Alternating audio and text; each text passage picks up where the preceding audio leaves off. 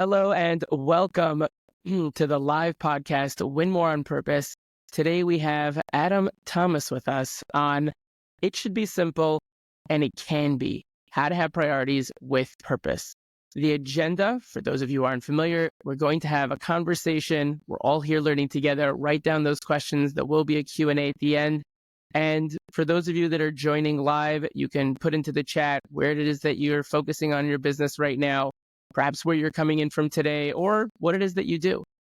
For those of you who don't know me, my name is Yaacov Steinberg. I'm a sales coach.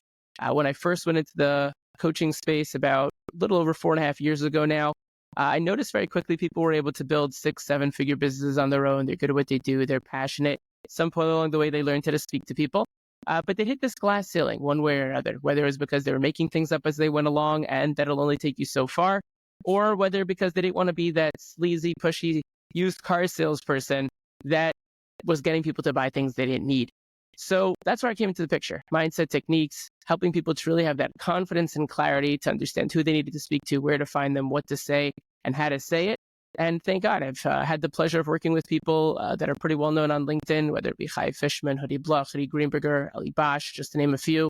And the people that have worked with me at the 6-7-figure realm have been able to grow by even 50% in the first 60 days of working with me. Those at the 100K realm, give or take, have been able to grow by even 150% in the first 60 to 90 days. And solopreneurs just starting off at even 4K a month have been able to grow by 200, 240% in the first 45 days. Adam, really excited to have you here today. Tell us a little bit about yourself. Let's get the show on the road. Well, hey, thanks, Val. I appreciate you having me. I love your passion, right? It's really, your podcast is Win More on Purpose, but I think your purpose allows you to win more. And everything I've done in my life is centered around simplicity. I mean, our tagline and what we do is business and life are simple. They're just not easy. And really all that I do and who I am is I ask really hard questions of people. I've done it my entire career. I've been in business since November 6th of 1999. So I got my 25-year anniversary coming up shortly, right after the United States Election Day. Thank you very much. But it's been the same common theme is I ask really hard questions and give really simple solutions. That's all that I do in every business. I own 7 different businesses. I'm actually in the process of selling multiple of them right now. But that's all I really do. Now, I've had tremendous amount of experience in doing that, whether it be working for large corporations such as Salomon Smith Barney and Citigroup and MetLife and Mass Mutual. And I've worked in small startups. I've built mortgage companies. I've done things of that nature. And all of that has led me to meeting really great people that I've been able to help. And you mentioned something before about confidence and clarity. My financial planning firm, our whole tagline there is we help people gain the confidence and clarity to make better decisions. And that's really why I ask the hard questions. It's to allow you to make better decisions. I don't teach people, right? I empower them to make better decisions through finding their purpose and getting these very, very simple ways of doing things, understanding that the execution of that is going to be really, really hard. Yeah. Like it's not easy. And if we're looking for easy and we use complexity, it gets very difficult. So that's, a brief on me. I can give you all the other stats and history and who I've done business with and all that, but it's very impressive to me. I'm sure some of you would think it's impressive, but it really doesn't matter. Absolutely. No, listen, it's not a simple fact to get to where it is, but the way that you get there, in essence, has to be simple. I think the first question that most people would think when they even hear about the way that we named this thing, right, is business and life should be simple. But I think the first question would be is why do you believe that it should be simple when so many people think that it's really not?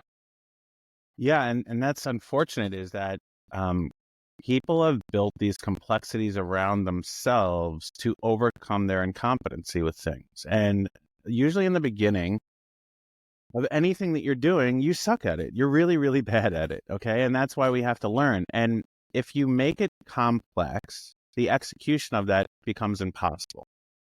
So what I've learned, and mainly from being a parent, I have a 12, they're actually both their birthdays coming up. So I'll have a 13-year-old in 9 days. I'll have a 13-year-old, Yaacov. I'll have a teenager in my house and a 9-year-old daughter. And really about 12 years ago, I realized that it has to be simple. Like taking care of a child, you have to make it really, really simple because it's so hard. And when I started applying that life lesson into my business and into the advice I gave my clients, we just saw better results overall. I have 7 different licenses in finance, and I've went to a tremendous amount of different schooling, and I have fancy titles and all these different things. It was very complicated to do that. The execution of all that information is very, very simple. It's like, hey, I have a question. I need an answer. Can you give it to me? Yes, I can. And if I make the answer very simple, then you can go take the advice and implement it. So that time in my life becoming a father taught me more than all the schooling that I've ever got, which is like, I have to feed him, I have to protect him, and I have to teach him. Okay, that's my whole job. That's really all there is. And it applies to your business. Your business is a little tiny baby that you're growing into a big, self-sustaining adult that can run on their own and hopefully thrive. And if you treat it as such and you treat it with simplicity, okay, then they have a better chance of living up to their potential, whether it's a business or your child or even yourself. So that's really how I look at simplicity, is that if you build in the complexity, it will become impossible to execute. So let's just start making it simple. So then the hard work can be done. Yeah. And I think I love that example. I mean, our oldest are not that far away. I'm having a kid who's turning 13 in November. So yeah, it's an interesting piece. And I was actually just speaking to a friend of mine about this literally a couple of minutes ago. And I was saying that, like, he was saying, he has 3 kids. I have a couple more than that. And he was saying that, like, is it harder having more kids?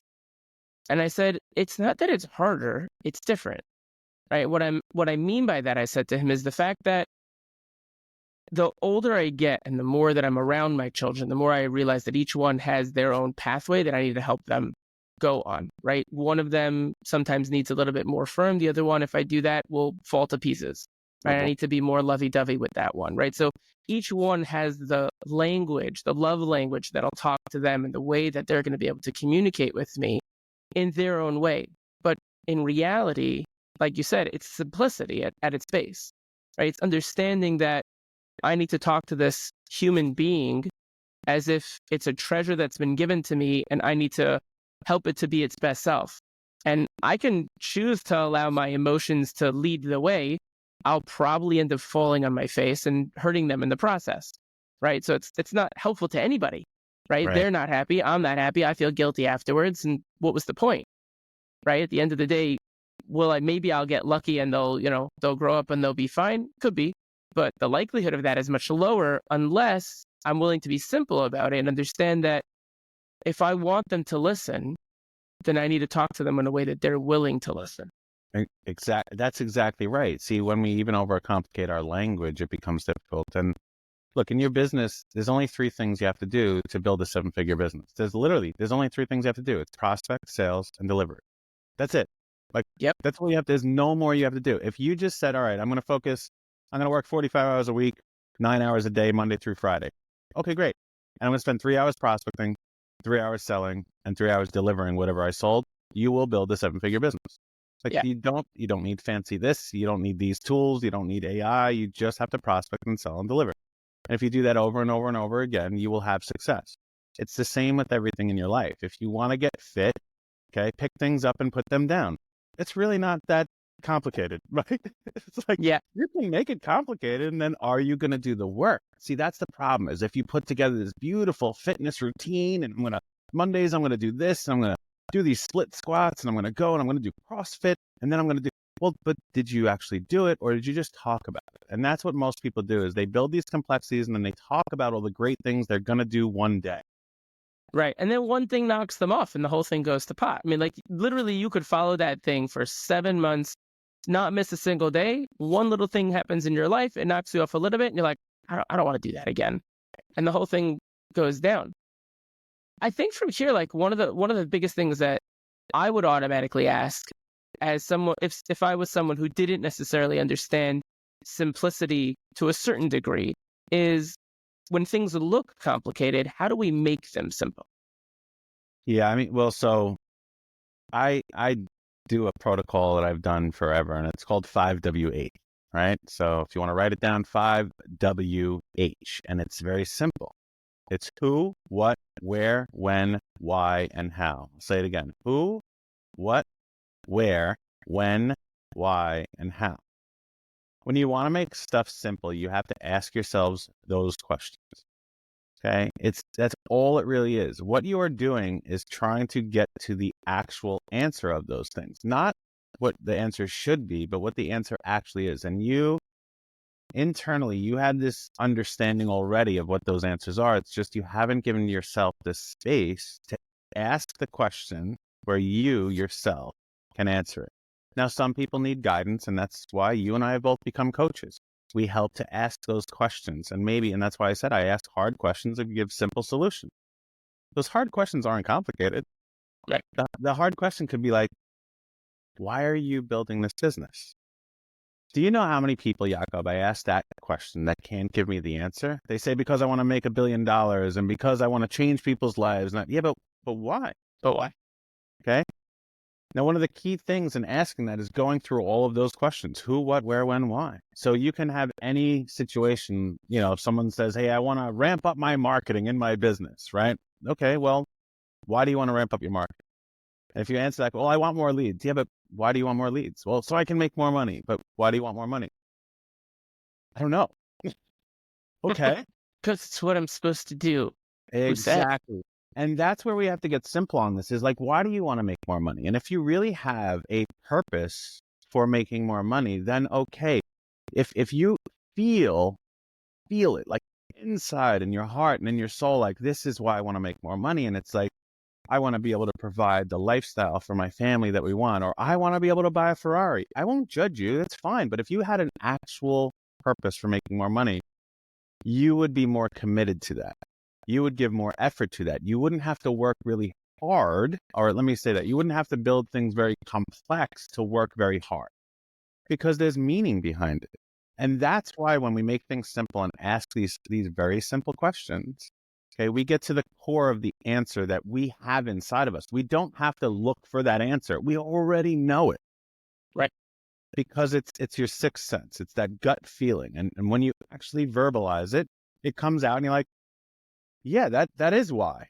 That is why. And if someone says, I want to buy a bigger house, that's why I want to make more money. That's okay. And you would move on. Okay, well, that's why you want to do this marketing. Okay. Well, who do you want to do this marketing to? Well, my ideal client profile, my client avatar, my target market. Okay. Who is that? And they don't know those answers. And when we really get down to it, and if it's like, well, this is the actual person, and then where are you going to do this marketing? I'm going to advertise on Meta. Okay, but where on Meta? Where on Google? Where on, when are you going to do this? Well, I'm going to do it all the time, everywhere. No, well, there's an actual when. And when we start answering these very simple questions, you will build out a framework of exactly how to do it that will be simple and then executable. And then when you try it, you'll see if it worked or not. It doesn't matter if it works or not when you put it down on paper. It matters that you can go find out if it works or not. And too many people get in a perpetual planning phase and nothing gets done. The most successful people on the planet are just willing to fail more than you. Yeah. That's it. Yeah, and it's interesting. One of the people that I'm working with right now is a company that we just brought on a salesperson for them. And he's literally wet behind the ears. He's never been in a role like this. He's I don't even know if he's had other positions before this. Really, I think this is really his first real company that he's working for. And we were explaining to him, both me and the CEO separately. We each told him. I said, listen, the faster you fall on your face and you go splat will be the faster that you'll be able to move ahead. Right? Just get comfortable with that feeling of falling in face. It's that simple. Yep. Because the faster you make mistakes, the faster you'll understand what you're doing, and the faster you'll be able to move forward, et cetera, et cetera. And I have a client of mine that went through Project 2740 4 years ago, and he's now doing over $2 million a year. He has 40 plus people working for him. beautiful. And when he came to me, he was a high school tutor. That's it, making, if he was lucky, Wow. $3K a month. Right. And he did a testimonial for us. And he said, Adam said this thing once during Project 2740 he's like, why you're the most successful here is because you're willing to fail. you fail faster than anybody else. And this gentleman is a testing machine. He has a master's in statistics from an Ivy League school, or not an Ivy League school, Stony Brook University in Long Island. He applied and got accepted to 5 Ivy League schools, but he didn't do it because of money, because his family couldn't afford it. Right. And now he has a little plug for Andreas. He has a company called the Ivy League Roadmap, where he gets people into Ivy League schools. And Beautiful. that's the business he's doing 2 million plus with. But he was just, because of statistics, he was a testing machine, and he would A/B test everything out. And as soon as it failed, he'd be like, okay, but that one worked. Let's go there. Let's go there. And everyone I've ever worked with, if they simply are willing to just fail more, you'll find out what does and what does not work. And when you know what does not work, you don't do it anymore, or you iterate it. Right. And when you know what does work, you do more of it. And so many business owners just miss that simple point right there. So I want to reiterate that, is the fact that when you're willing to test and you're willing to see, oh, this worked, but that worked better. Good. So double down on what worked better. Right. That was a conversation I also had with a different client this week. They're doing marketing. I said, and we had discussed, the reasons and what was going into it. And then in doing so, I said, look, how many days are we doing this? Okay, we're doing it for, let's say, 3 days. I said, okay, why don't we do something different every single day? Right. Last time that you did marketing where I wasn't, helping you, you did X. And that had, these results. I said, what I'd love to see this time is, one, you being able to move people through this process better now that you have a better understanding of it. And 2, do something different every day and see what your community that you now understand connects with better. Is it interrupt marketing? Is it by you asking a question? Is it a video? Is it a story? Is it whatever, right? What is it that your people connect to? And then the next time we do this, you can double down on that. Right. And you'll test it in different ways again, doubling down on that concept, and you'll be that much farther ahead. Right. And it was so like, oh, wow, that's a great idea. I was like, thanks. But it's really simple. Just you need to understand that you first need to take those steps to ask the questions, like you said, to be able to get to a place where you have that purpose. It's when you feel it. Right. And then you're able to, move forward with that. I think that, when I think about purpose, that both of us are very in tune with this concept, and we both talk about it, I think, a lot, is, working within your purpose and, winning more on purpose and doing it, with certain things in mind that we're going to talk about within the podcast. But I think that so many people are stuck, right? There's so many people looking for their purpose. Mm-hmm. And I think it begs the question, like, why? And how do people find it? Well, I actually don't think you find your purpose. I think you create it. And you have life experience. And through that, you find things that fit with you, and you find things that are a round peg in a square hole. Mm-hmm. And it's, the people who are there's a little bug. I don't want to kill him, but there's a little fly flying around. I don't know where he came from. I have plants in here, but like, where are you from, pal? Just sorry, it got distracted me. So all good. I don't believe that the people who are out there trying to find their purpose are really open to receiving it. It's you're forcing this upon, you're looking, but you're not open to accepting what it actually is. Most people's purpose typically comes from 2 areas, and it comes from either 1, you have an extreme amount of knowledge about something, or number 2, you have an extreme amount of passion about something. You don't find those, you receive those, right? You receive this knowledge, you receive this passion, right? You don't go looking like, I'm going to be passionate about croquet now. Like that, you don't do that. You play croquet and you're like, this is weird, but I really love this game. I mean, I don't think I've ever played croquet. I don't know where I came up with that, but but that's the thing, is it's like you just all of a sudden find it. And when you go and you learn things, you become extremely knowledgeable about that. Now, the luckiest of those who are out there happen to have passion and knowledge about the same thing. And that typically for most is when it's an epiphany. It's like, this is my purpose. Right. I'm really good at this thing, or I'm really smart, or I know a lot about it, and I'm super passionate about it. I don't care if it's about growing the biggest pumpkins in New York. If that's your thing and you know how to do it and you're passionate about it and you can't wait to go to the state fair and show off your 1,000-pound pumpkin, great. Can you make money doing it? That's another story. You can make money doing anything. And if you align your purpose with what you're doing for the rest of your life, it doesn't actually matter how much money you make, because your purpose wasn't to make money. That's just a byproduct of living your purpose. Okay. There are ways to force things and there are ways to just be. And Tom and I, my partner, Tom Marino in Atomic Business Coaching and at Project 2740, we came up with this methodology of believe, behave, become. If you believe something and then you behave like that, you will become it. And when you find your purpose and you truly believe, wow, this is my purpose, and you start behaving with the behaviors that require that purpose to live its life, then you will become whatever that is.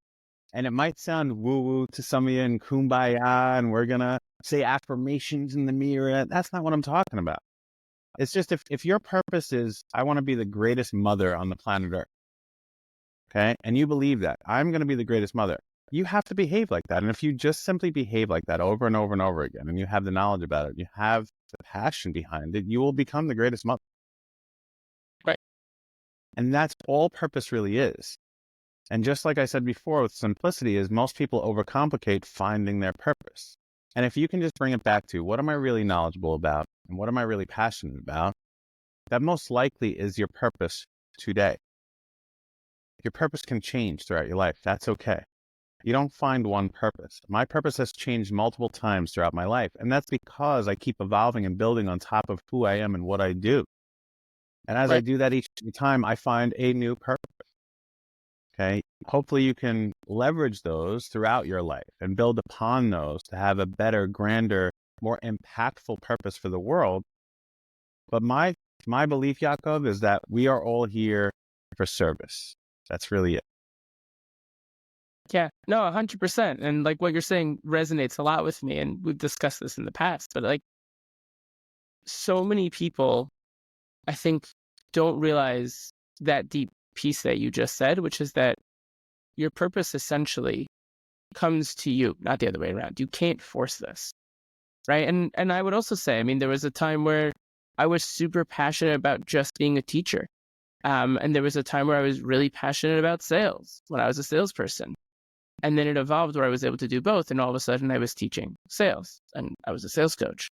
Right. And I always tell people like this brings my three passions together in one place, which is sales, teaching, and helping people. And it's all in this one place. I say it's not necessarily in that order, but it's all there. Right. And that might change one day and that's okay. Right. I think another thing that people get stuck on is they identify by what they're doing as opposed to what their purpose. Right. And then it's like, oh, but I am this. How could I go and do that now? Right. And they get stuck in this mode, forgetting what it is that they're doing to begin with. Right. Unfortunately, that happens way too much is people, they don't, I'll go on a tangent here. So Go for it. another thing we do at Project 2740 and Atomic Business Coaching is people are looking for this work-life balance, right? And they're always constantly looking for it. It's like, I want this work-life balance. And Tom, my business partner, who taught psychiatry for a decade at State University of New York, he really has advised me, which I never understood this, and many of our clients, is that when you're striving for balance, what you're doing is you're pitting one thing against another. And if it's work and family, right? Let's just use those two. Every time you're with your family, you have this guilt that you're not there for your business. And every time you're with your business, you have this guilt that you're not there with your family. And it's not really good. So what we strive for is harmony. Everything that we do is we want to have this harmony in all things that we do, and they all flow together. And a Right. lot of times when people are so rigid on, I am this thing, I am a marketing expert, and then that's all they are, like you don't have the ability for harmony because you can't be this marketing executive with your children.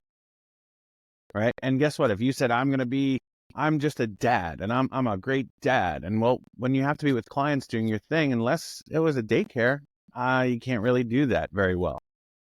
Right. That rigidity to my identity is a problem. Okay. But identity is what I said before: believe, behave, become. There's another way to say that. And you can look at James Clear's book, Atomic Habits, no relation to my company. But he has a protocol which is very similar to mine. And it's called identity, process, outcome. What's the identity of who I am? What's the process I go through? If you go through that process, you'll have the outcome. You have to identify not just with what you do, but who you are. And that's really what we believe. And what I'm saying is, if you have a knowledge and a passion, that's who you are, not what you do. Right. So people who are stuck, first of all, are you stuck? Or have you just not accepted what your purpose is? But if you are stuck, really look back at that. And am I passionate about this, or is this just the thing I'm required to do to have the things I have? That's a tricky one. Most people get stuck because of the things that own them, not the things that they own. Yeah.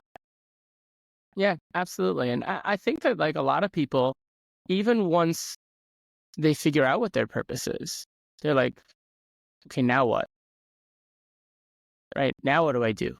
They just have no clue. Ask the questions. Right. And that's what it comes down to. Who, what, where, when, why, and how.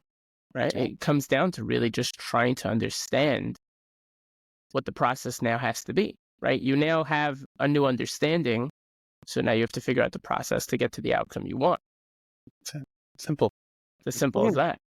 And it goes straight into what you said earlier, right? Like inherently, we know the answers ourselves to the questions that we have. It's just a matter of asking the question to allow ourselves to answer it, and really understanding that intuition that's giving the answers is just calm, quiet voice. It's not like, shouting, trying to drown out another voice. That's a different part of you that might be, fearful of you actually living within your purpose because of previous experiences or whatever it might be. But in general, that voice, that gut feeling, what I'll call intuition, it knows what's best for you based on the information it has and the circumstances that you're in, right? Yeah. It can't tell the future, but based on what you've been through and based on what you've seen, that's going to be a nice, quiet voice that's going to answer you when you ask those questions. Actually, you said it can't tell the future, but it can predict it. And the way it predicts it is based on your experience, knowledge, and your passion. Right. It's taking all the information that human beings throughout all are built inside of our DNA and inside of our soul and everything that's attached to us, and saying, well, based on what you're about to do, you're standing at the edge of a cliff and you probably will die. Like if you go and fall off this cliff, you're most likely going to die. Okay. So we can actually predict consequences in the future.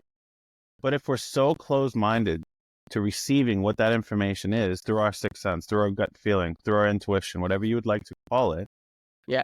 Okay. If you're not open to hearing that, not just listening to that, to listening to that, not just hearing that, I said it backwards there, then you will constantly be stuck or going down a path that was not meant for you. And that's the difference between purpose and just I'm living this life that maybe might not be mine. Right. Yeah. And I think it also comes down to this idea that if you're living within your passion and you understand what it is that you need to do, you need to now do it. Right? That's the next step. It's just, okay, now do it. Right? You know what it is that you're doing.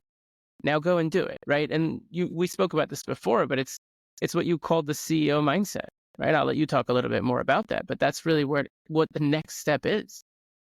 Yeah, this is one of my absolute favorite things. I think I only came up with it about 2 years ago. We have T-shirts that have it. We wear it proudly, and it's a little play on, we help business owners, right? We help two sides. We help really established business owners become their CEO in the traditional sense, chief executive officer, and we help these startup businesses.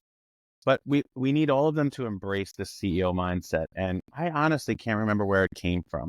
I don't know where I came up with this, but genius. What I realized is this mindset that you have to be in the charge of everything of your life and your business. Remember, when I want you to be the CEO of your life and your business, Most people just want to be the CEO of their business. You got to be the CEO of your life as well. And what that requires is three things. And we use the same acronym CEO, and it's commitment, effort, obsession. Now, they don't, in my philosophy of this, go in that order, but it works with CEO. They actually start with the obsession part. And that goes back to our purpose, right? If we have a purpose, we're usually pretty obsessed about it, or AKA passionate. Like we've talked about, obsession, passion, purpose. They're all kind of the same feeling inside of us. When we are obsessed about something, we will literally push everything else out of the way to do that. Okay. You don't have to think about it. You don't have to figure it out. You're obsessed, and you will find a way to get there, to do that, to have that. You're obsessed. And what happens is when you have this innate obsession about something that you didn't decide on, it decided on you. It chose you that you're obsessed about this. Well, then you have to commit. And committing to something that you're obsessed about isn't all that complicated. It's just like, well, I'm obsessed. So yeah, I'm committed to doing this thing. As I said, you'll push everything else out of the way to get to that thing. And then what comes after that is your effort. Well, if you're obsessed about something and you committed to it, putting in that effort doesn't take discipline. And that's the problem. When people find their purpose and they're like, well, now I got to go do the work, they usually are seeking out motivation, Yaacov, right? Like, what's going to get me started? And then once they get it started, they're like, all right, well, I need discipline to be able to do this. Well, when you have obsession and you're committed and you give the effort, you don't need motivation or discipline. Your body literally will wake up and say, I get to do this again. Woo! And you get so excited and you do it over and over and over and over and over. And it's like, you can't wait to do more of it. Right. And that's what the CEO mindset is. It's commitment, effort, and obsession, but not all on its own. Not to sell ice cream cones, not to be the best car salesman, not to be a great coach. It's about your purpose. And when you start aligning these things up, you will actually live the life you're intended for. You will build the business that you're capable of. You will have and affect all these people in the world that you never knew you could if you just follow those paths. So the CEO mindset is something I'm very, very passionate about. I've been so lucky that people have entrusted their lives and their businesses to me to empower them to embrace that mindset and then execute upon it. And it's been really rewarding over the last few years to find that way of delivering that to people, meaning like, what is it? CEO mindset. And actually watching people receive the results from their own effort, their own commitment, their own obsession. It's really, I'm a very lucky man to help these people. There's no question. I mean, like, just being able to see, those fruits, not of our labor, but of their labor, I think is one of the biggest things that any teacher, any coach wants to see, right? When we are able to help someone to realize that they built a site, a website as an example for a couple $1,000, and a absolute maven took a look at this thing and said, that's worth $30K.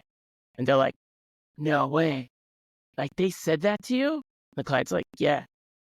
And like, their mind's just like, oh my God, right? Like, that's it right there. Like, they, all of a sudden they're like, wow, like I'm doing it. I'm there. And that's all we want, people to be able to experience. It's that exact thing. I'm actually doing it. Like, that's that before when I was like, woo, it's that feeling like I'm actually doing the thing. Yeah. I'm doing it well. And then fun. You're being successful with it. And then I back when I was before I went into sales coaching, I was within sales and I worked my way into management and stuff like that. And I used to always say that the maturity of a salesperson is how long can you do what you're supposed to do without seeing results? Mm-hmm. Because ultimately, at the end of the day, it's not about the results. It's about continuously doing what you're supposed to do on a consistent, accountable basis so that you can get to a point where eventually, if you're doing the right things, it will produce results. Just to be patient enough to get there. Well, so I've authored 3 books. This is our most recent one, The Atomic Game Changer. And here's the last chapter of the book. Aggressively patient. Yes. And we have a little symbol for it. But what that means is you hit the nail on the head there, is that people who could do this thing for a sustained amount of period without seeing the result. And that's patience. What we say is you have to have aggressive patience. And what aggressive patience means is you're still putting in your maximum, not the maximum, your maximum effort towards that end result, even if there's no result. Right? That is the aggressive part of the patience. See, people will be like, oh, I did the work and I'm going to sit around waiting for the result. Then they think, oh, I'm patient. No, but you have the ability to go affect what the outcome is going to be if you put in more effort, CEO, right? If you put that effort into that more aggressively. And what I mean by aggressively is you're putting in max effort. Right. Okay, that's all that means. And we all have a different metric on what our max effort is. Don't ever try to do what I do. People think I'm crazy for what I do and all the things I do and how much I'm involved with and everything. How do you do that? I'm like, because I'm obsessed about it. That's how I do it. And the reason you're struggling to do anything, the things that you know you have to do, is because you're not obsessed. You're forcing your way through this thing. Kicking and screaming all the way through to get underpaid and overworked. And it's like, and you're doing that at home with your wife, and you're doing that at work with your clients, and you're doing that with paying your bills, and you're doing that with going to the gym. And it's like, stop. Let's find what you're supposed to do and then go put that effort in. And then, you're going to have to be aggressively patient. It doesn't happen overnight. Someone, I don't know who coined this phrase, but they talk about fitness. And someone said, you have to get healthy the same way you got sick, one day at a time. People who are overweight didn't all of a sudden balloon up to 300 pounds. They were of normal weight, and it may have taken them years to become 300 pounds. Well, guess what? It's going to take you years to get your health back. And it's the same with business. It's the same with building anything. And we are here as builders. Human beings are just builders. We build things. We build communities. We build companies. We build buildings. We build philosophies. We build things. But that takes time. But it also takes the effort, the aggressive part of the patient. Yeah. And I think that this effort and obsession is, I think, the thing that people struggle with the most. Right. And I think it comes down to, but this is something that we had spoken about, but I think a lot of it comes down to the gratitude within the process as well. And I think that it behooves us to take like a couple of minutes even just to speak about how gratitude plays into all of this, because I think it's such an important key component to being able to go through this process of CEO to get to that end game, to get to that end result of whatever it is that you're trying to accomplish. That's right. Gratitude is a very overused term these days. And people think if they show gratitude, it's like, oh, that's a good thing to do. It's again like saying affirmations in the mirror. It's going to magically wave a wand and great things are going to happen. If I show I've been in Zoom meetings for like network things, like, hey, let's go around the room. What's everyone grateful for? And it's just noises coming out of their face hole. There's no, like, what did you just say? Yeah, I'm grateful for my family. I'm grateful for my health. I'm grateful that I helped this client do this thing. But are you Right. really, or is that just the thing you thought you should say in the moment? And what gratitude really needs to be is sitting back and reflecting for a moment on what really you are grateful for, and how you can determine that is there are things that you have received. And the way I look at gratitude may be very different from other people, but it has really impacted my life and many of those who I helped drastically. When you look at gratitude, it's the things that you have received from the world, from your spirituality, from your family members, from your clients, from whatever someone bestowed upon you. You are grateful for that. And the reason you have to really think is what I received is because once you can truly write or say or feel what are you grateful for, you open yourself up to receiving more of it. You open yourself up to giving back to the world the things that require you receiving more of what you're grateful for. And it is a very cyclical thing. But when someone says, I'm grateful for my family, I would ask one simple question. Why? I'm grateful for having my healthy children. Why? I was just in Texas, and we were at a beautiful resort, and there was a gentleman in the pool with his two daughters, and me, my daughter, my son are in the pool, and they were playing volleyball, and I said, hey, do you want to play? And we played with them. We had a great time. And I got out of the pool, and my wife was watching us and toweled off. And she said, look at the mom over there sitting with their other daughter who had cerebral palsy in a wheelchair. I was grateful that this man and that daughter sitting in the chair, cerebral palsy, was having she was laughing at the silliness of her father, like flopping around the pool and doing that. I was grateful in that moment that my children got to see that someone who's struggling in their life can still enjoy the world. They can enjoy their experience throughout this world. I'm grateful that my wife was able to tell me about what she witnessed. And because I'm like, oh, that's something that is really impactful for our family on this trip. And we should actually be grateful that we are so healthy and we can live these other unlimited lives. And when you're open to that and you really look deep down inside of why are you grateful for these things, you will appreciate them more, you will receive more of them, and you will almost feel a responsibility to go back out into the world and give to it. And that, my friend, is why I believe gratitude is so important in every aspect of life and business. Yeah, and it's like you said, it's a cycle, right? When you are willing to realize what it is that you've not accomplished, but what has been given to you, right? I think that this ties so well into what you were saying earlier when it comes to the CEO mindset, because ultimately, from a spiritual perspective within Judaism, we're not trying to get results. All I'm trying to do is put in the effort that I'm supposed to put in. God will bring me the results, right? Within the way that I see things, right?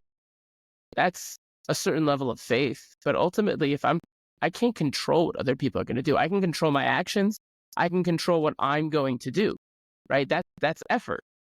The results, which are therefore given to me, something I can be grateful for, right? When someone says that they're grateful for their family, that would make sense if something happened and therefore they're really grateful they still have their family, or that means something to them for whatever reason, right? Someone didn't have a family for a long time and now they did, right? But if it's just because, then you just haven't taken the deep enough step to really understand what it is that you have, right? And I think that that's that important piece, that like you could be grateful for your family and you should be, but understand what you're grateful about, right? It's the grateful for, but what's the about? What's behind that? That's what you're talking about. That I think so many people miss that step, right? They just go, I'm grateful that I have health. Mhm. Why are you grateful for that? Did you see someone yesterday, or are you praying for someone perhaps that isn't healthy?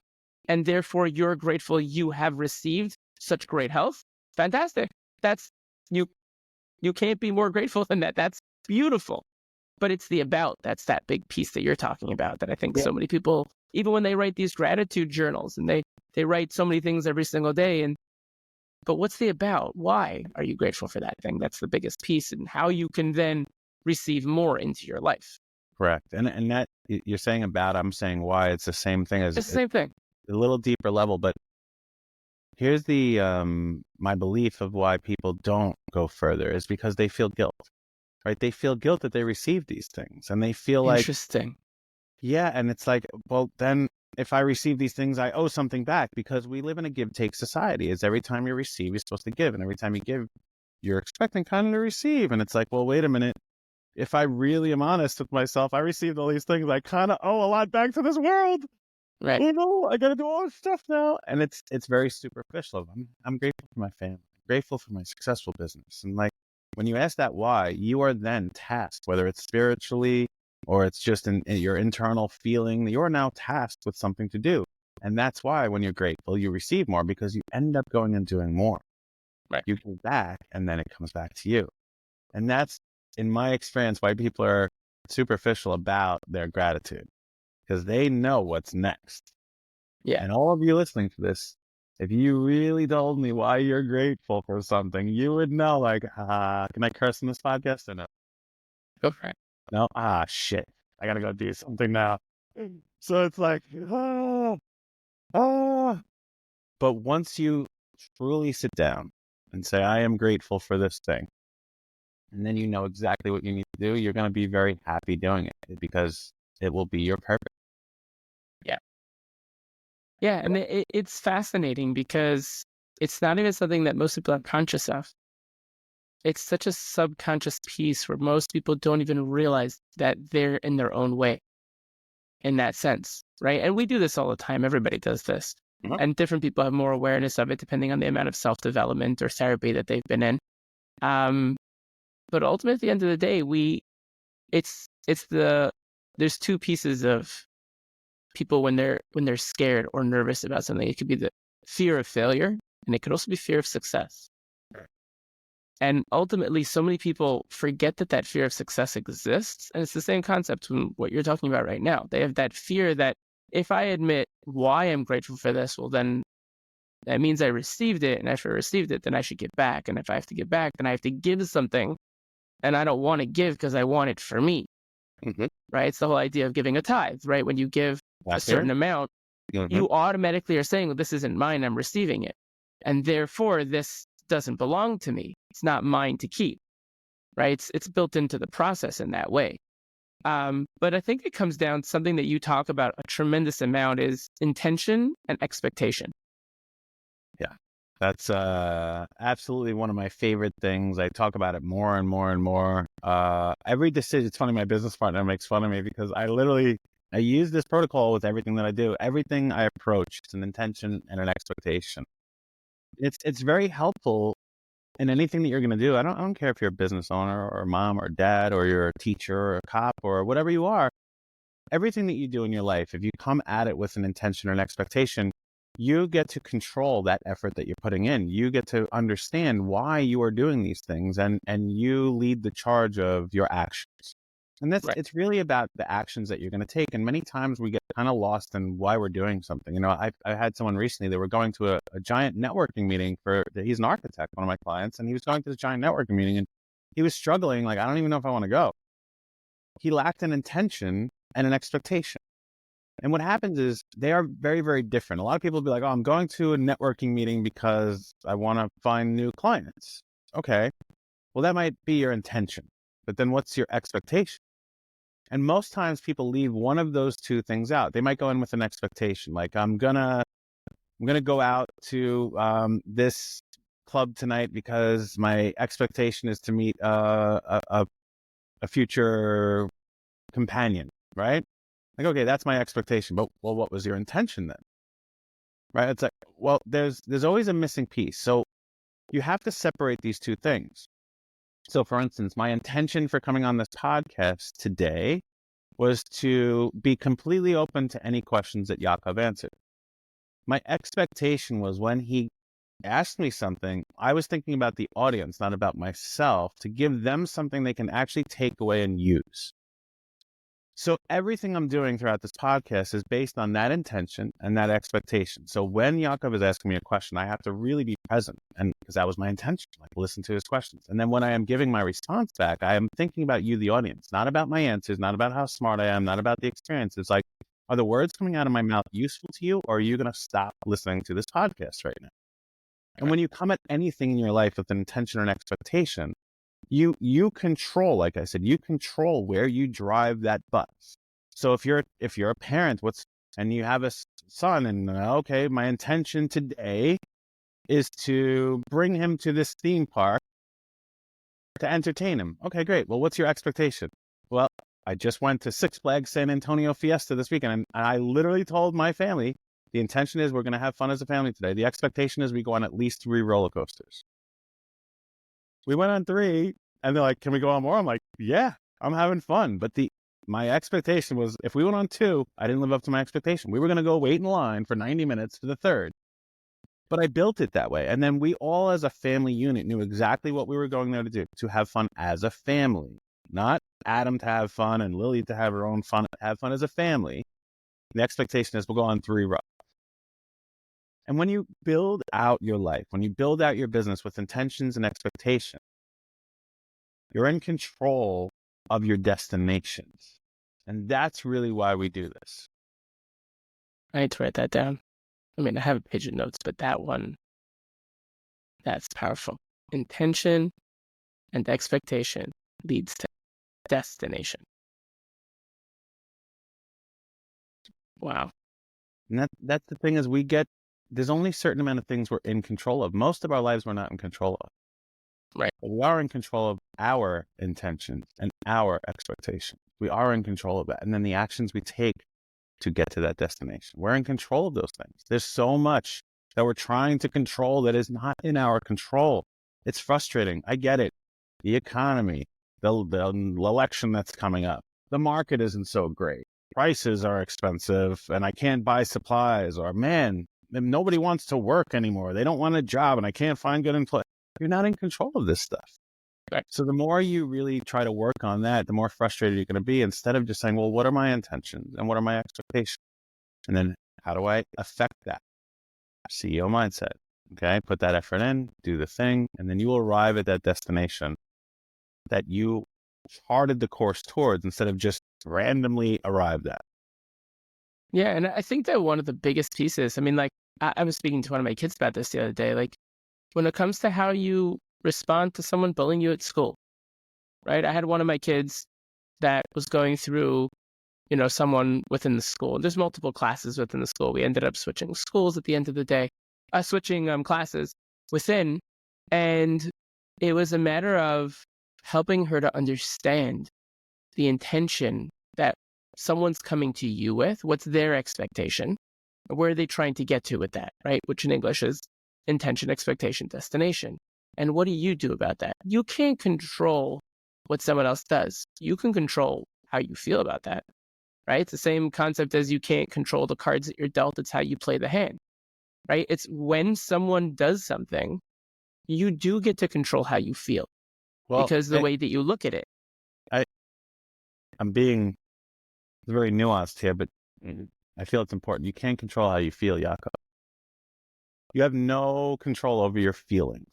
You just feel them. You have control of what you do with the What information. you do with the feeling. Well, I just like to make that clarification. No, that's important. Because sometimes people I don't want to feel angry. But no, you feel angry. Now you receive the information. What are you going to do with it? Okay. And that leads you to the next intention and expectation. But when you're sad, you're sad. It's okay to feel sad. Okay. Someone said to me the other day, a therapist, he said, all feelings are welcome. Yes. But not necessarily all reactions to those feelings.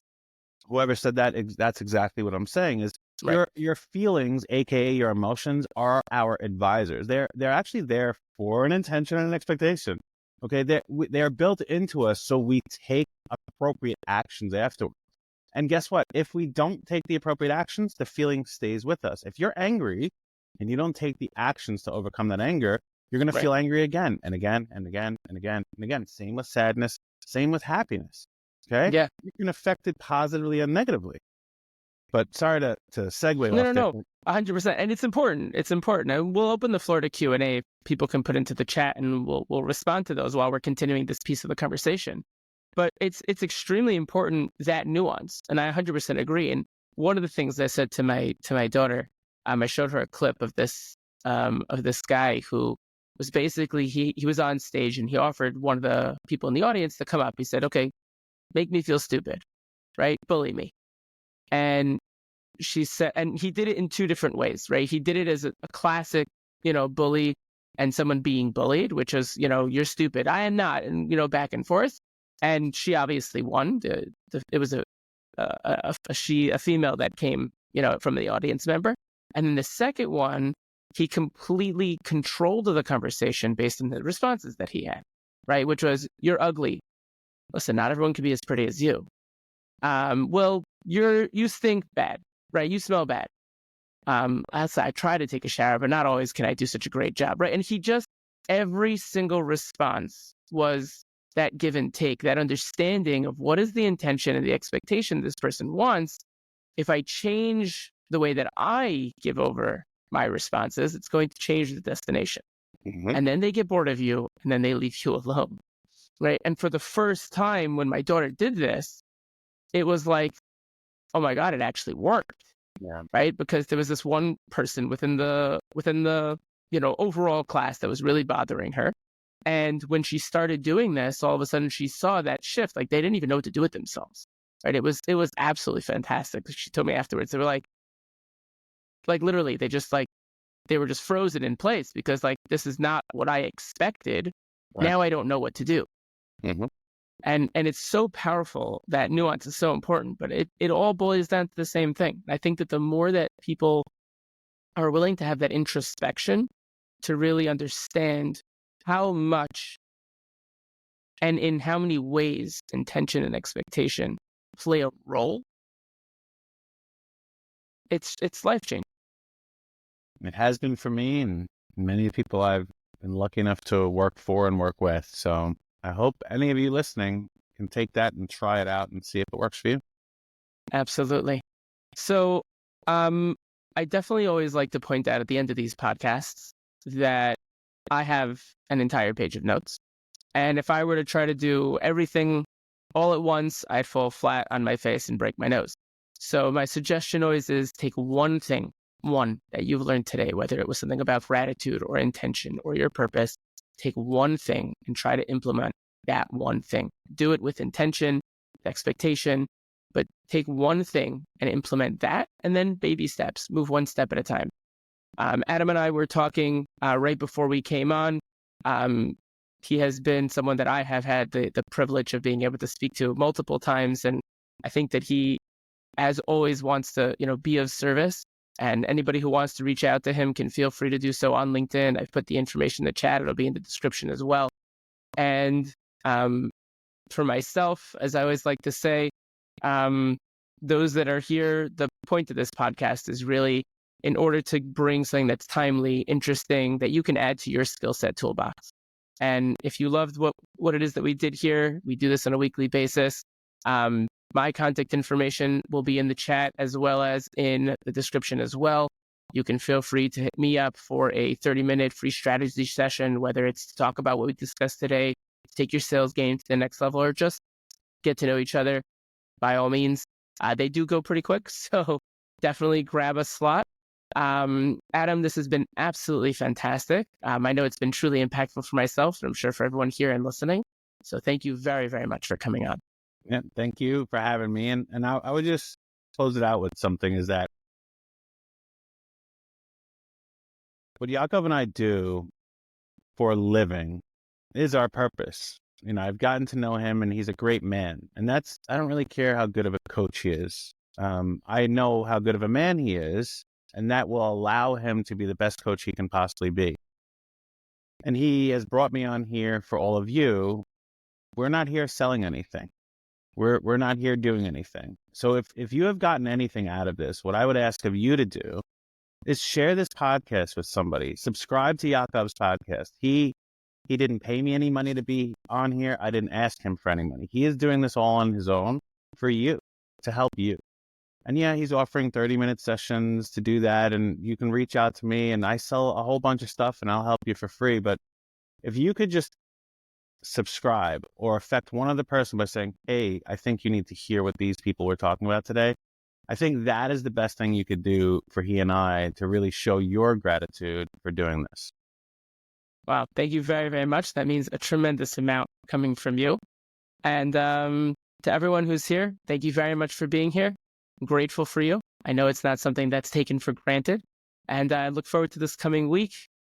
Take care. Have a great rest of your day. Bye-bye.